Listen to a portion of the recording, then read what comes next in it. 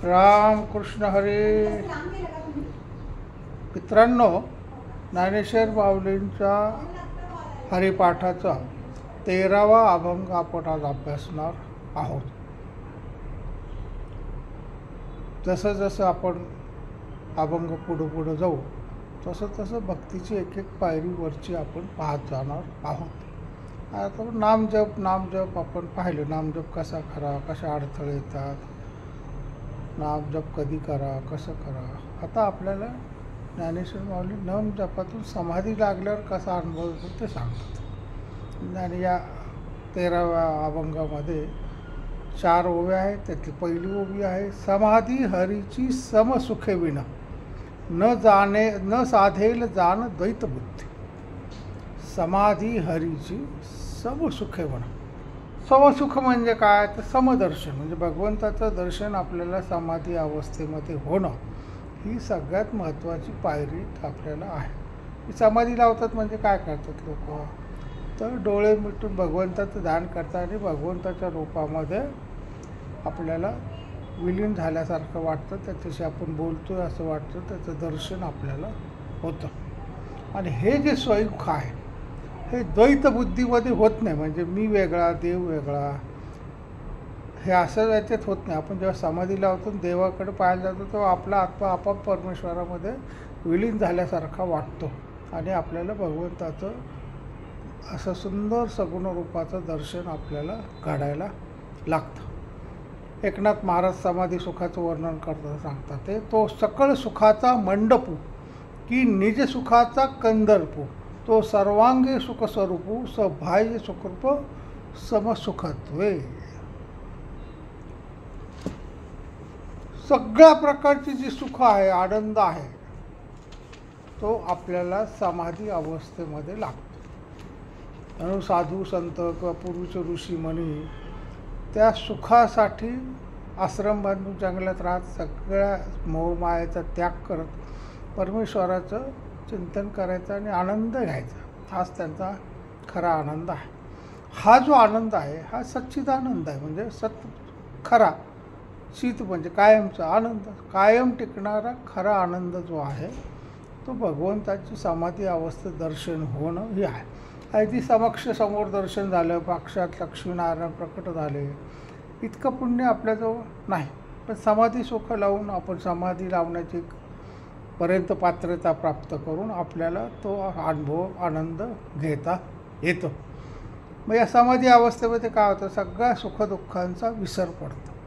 आपण कोण आहोत याचं भान आपल्याला विसरतं आणि साक्षात फक्त परमेश्वराच्या रूपाचं दर्शन, त्याच्याशी बोलणं किंवा त्याच्याकडून आपल्याला किरण प्राप्त होणं आणि आनंदाने आपली मग समाधी आपोआप संपते. याला ज्ञानेश्वर माऊली समाधी सुख असं मानतात. दुसरं जे ओवी माऊली समजून सांगतात आहे, बुद्धीचे वैभव अन्य नाही दुजे, एका केशवराजे सकळ सिद्धी.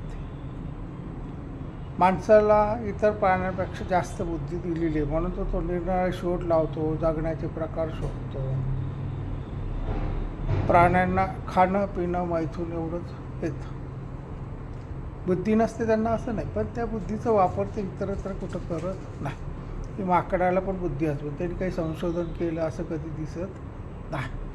माणसाला की त्याची जी बुद्धी आहे तर ती बुद्धी तरी कशी वापरावी याच्यासाठी ज्ञानेश्वर माऊली आपल्याला सांगतात आहे की बुद्धीचं वैभव काय आहे, तर भगवंताचं दर्शन प्राप्त करणं हे आहे. बुद्धीचे वैभव अन्य नाही, जे दुसरे काही बुद्धीचं वैभव नाही आहे. खूप पैसा मिळवला बुद्धीने, खूप सुख मिळवलं, खूप सत्ता मिळवली, हे बुद्धीचं वैभव नाही. हे तुमच्या संसाराच्या गरजा, त्यांनी काही तात्पुरतं सुख मिळतं, कायमचं सुख मिळत नाही. ज्ञानेश्वर महाराजच सांगतात आहे, तो सुखदुःखांचा नागोवा जेने जेथ उगानो लागे जीवा, तेथ दोहीसी बरवा पाडू जे धरी, ते सुख हे सुख. माणसाला सगळी सुख प्राप्त झाली, भरपूर पैसा मिळाला, गाडी बंगला आहे, तर तो सुखी असतो का? त्याला जाणवत राहतं की हे पोरगं सुख देतं, हे पोरगं दुःख देतं, हा नौकर छान आहे, तो नौकर वाईट आहे. तर माणसाला जी सुखदुःख आहेत हीच भावना मुळातून नष्ट झाली पाहिजे. कारण आपल्या सुखदुःखाच्या कल्पना याच चुकीच्या असतात. ज्याला आपण सुख मानतो ते कदाचित दुःख असतं, पण आपल्याला ते आनंद वाटतो, नाही का? ज्ञानेश्वर माऊली आपल्याला समजून सांगतात की बुद्धीचं वैभव काय, तर समाधी अवस्थेमध्ये भगवंताचं दर्शन घेणं. एका केशव राजे सखळ सिद्धी. ही जी सिद्धी प्राप्त होते सुखाची, ती केशवराजे म्हणजे केवळ परमेश्वराच्या कृपेने ती प्राप्त होते. म्हणून परमेश्वराचं ध्यान करणं. लोक ध्यान करतात, पण मित्राचं करतात, मैत्रिणीचं करतात, पैसा कसा मिळेल याचं ध्यान करतात, व्यापार कसा वाढवावा याच्याबद्दल चिंतन करतात. आणि भगवद्गीतेमध्ये भगवंत समजून सांगतात की बुद्धीचं सात्विक, राजस, तामस असे प्रकार आहेत. जीवाला परमेश्वराचं ज्ञानाचं प्राप्त होण्यासाठी बुद्धीच कारणीभूत असते. आणि ही बुद्धी जर विषय सुखाकडे वळाली की सुख मिळवायचं, आनंद घ्यायचा, गाड्या घ्यायच्या, बंगले बांधायचे, तर त्याच्यातून काहीही होत नाही. काही दिवसांनी त्याच्यातून दुःख प्राप्त होतं.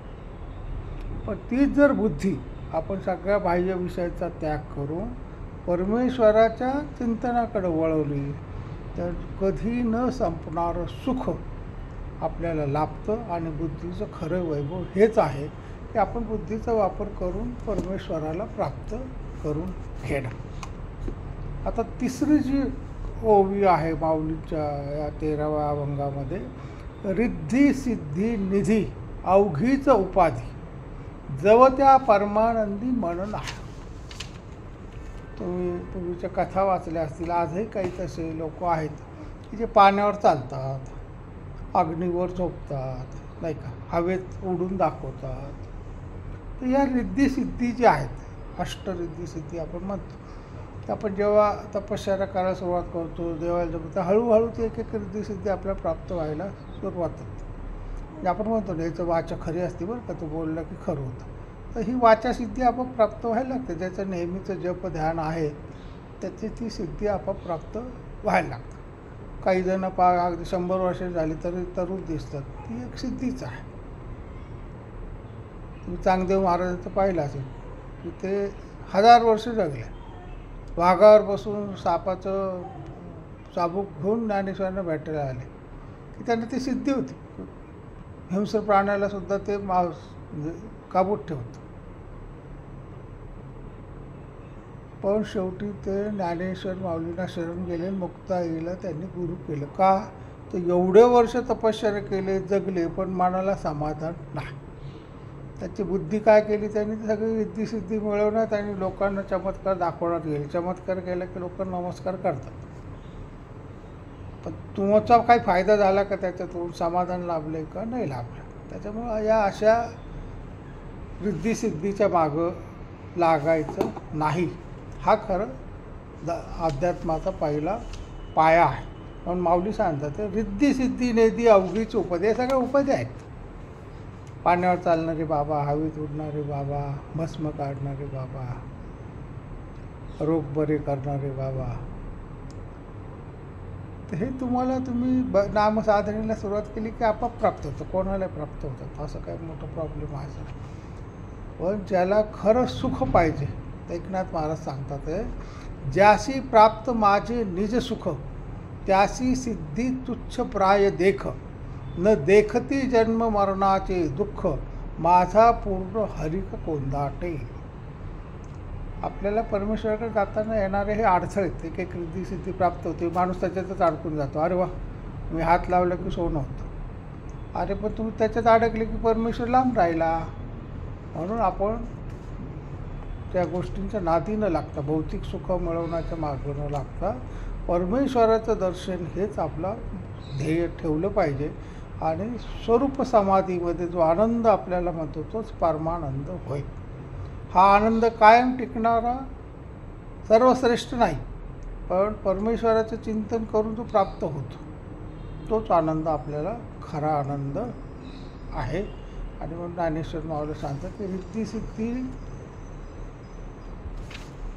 निधी अवघीच उपाधी जवप त्या परमानंदी मन नाही. त्या रिद्धी सिद्धीने मिळणाऱ्या आनंदात काही आनंद नाही, तो शेवट पण टिकत नाही. आणि ज्ञानेश्वर माऊली चौथ्या कडव्यामध्ये सांगतात ते ज्ञानदेवी रम्य रमले समाधान हरीचे चिंतन सर्व काळ. ज्ञानेश्वर महाराजांना जेव्हा हे लक्षात आले की आपल्याला भगवंताच्या दर्शनासाठीच समाधी लावायची आहे, समाधीसाठीच नामस्मरण करायचं आहे, तेव्हा ज्ञानेश्वर माऊली सांगतात ते की समाधी अवस्थेत मी हरीचं चिंतन करीत आहे आणि मग मला जो समाधान झालं, रमले समाधान, ते कधीही कोणाला सांगता येत नाही. त्याचा अनुभव सांगता येतो ज्याचा त्याने तो घ्यायचा असतो. तुकाराम महाराजसुद्धा हरिचिंतन झाल्यावर काय सुख मिळतं त्याचं वर्णन सांगतात ते आनंदा सुख समाधीते सदा म्हणता गोविंदा वेळोवेळा वाचीस. गोविंदाचं वेळोवेळी म्हटल्याने काय होतं तर सुख समाधीते सदा, समाधी अवस्थेतले सुख आपोआप लागतं. निळोबरायसुद्धा सांगतात निळा म्हणे स्वरूपसिद्धी सहज समाधी हरिनामे. हरिनामाचं सतत स्मरण केलं तर आपल्याला सुद्धा स्वरूपसिद्धी आपोआप प्राप्त होतं, भगवंताचं दर्शन व्हायला लागतं. स्वरूपसिद्धी म्हणजे काय, भगवंताचं स्वरूप आपल्याला दिसायला लागतं. आणि जेव्हा भगवंताचं दर्शन होतं तेव्हा जो आनंद आहे त्याची तोड कोणत्याही आनंदाला लागू होत नाही, इतका तो आनंद आहे. आणि तो आनंद घेऊन एक क्षणभर जरी भगवंताचं दर्शन झालं तर सगळं आंग न आंग पुलकित होतं, मन शांत होऊन जातं. कुठलंही मनामध्ये दुःख राहत नाही, कुठली पीडा राहत नाही, तुम्ही आजारी असा काही असा काही जाणवत नाही. म्हणून भगवंतानीचं नामस्मरण करणं हेच आपल्या आयुष्याचं ध्येय ठेवा. इतर सुखांच्या मागं, इतर रिद्धी-सिद्धीच्या मागं लागू नका. तपश्चर्या करतो, यात्राच करतो, उपवासच करतो, या गोष्टी करू नका असं नाही. पण ज्याला नामस्मरणाची जोड नाही अशा कोणतंही भक्ती मार्ग उपयोगाचा नाही. ज्ञानेश्वर माऊली या 13व्या अभंगामध्ये आपल्याला समाधी अवस्थेमध्ये कसं सुख मिळतं याचं वर्णन करतात. ते आज आपण इथं थांबूया.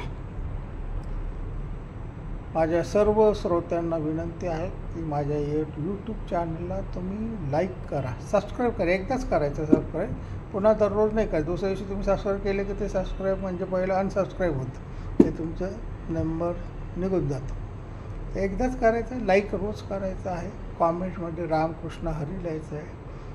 तुम्ही ऐका, तुमच्या मित्रमंडळी पाठवा, तुमच्या व्हॉट्सअप ग्रुपवर टाका, तुमच्या फेसबुकवर टाका आणि या हरिनामाचा जो आनंद आहे तो लोकांना घ्यायला मदत करा. कुंडली कवरदे हरी विठ्ठल, ही ज्ञानदेव तुकाराम, पंढरीनाथ भगवान की जय. माऊली ज्ञानेश्वर महाराज की जय. रामकृष्ण हरी.